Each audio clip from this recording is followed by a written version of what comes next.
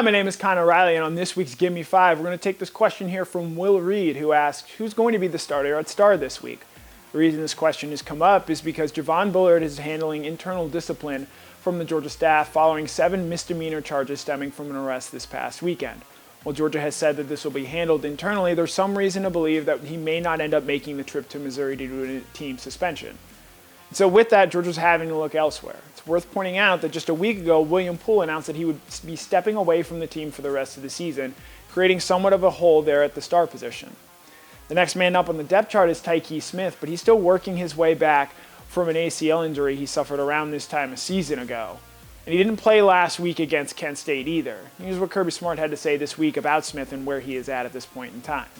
Tyke's been doing a good job. Tyke got to play a couple games earlier. I think Tyke does a good job. He's physical. He's tough at the point. He's still, I don't know that he's 100% back, but he's been practicing really well. Like I told you a couple weeks ago, he had some high speeds and has done a good job. So he can play there. Marcus Washington can play there. Chris Smith has played there. Kamari Laster's played there. We cross-train all camp, so we got all kinds of guys that can play the position as well. There's also freshman Marcus Washington Jr. to watch out for, but again, he hasn't necessarily gotten the playing time you would expect to see him become a starter on the road at Missouri.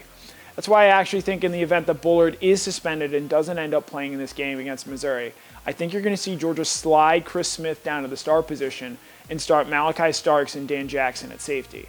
This is something they tinkered with last year as they moved Smith to the star position against Tennessee, and it worked, as Tennessee scored 10 points in the first quarter and then after the move only scored a touchdown the rest of the game. Smith's a versatile defender who has the physicality to play in the box and also the range to cover players out of the slot. It'll be a nice proving ground for him, but at the same time, you do risk burning this card as knowing teams are going to ultimately try to attack Chris Smith in later on in the season as a way to try to exploit him.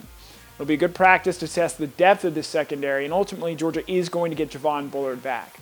They're going to have to figure out an answer this week at the star position in the event that he doesn't end up playing against Missouri. As of right now, I would lean to Chris Smith being that option, but between Tyke Smith, Malachi Starks, Dan Jackson, and Smith himself, there are other options at that star position who are expected to make the trip to Missouri.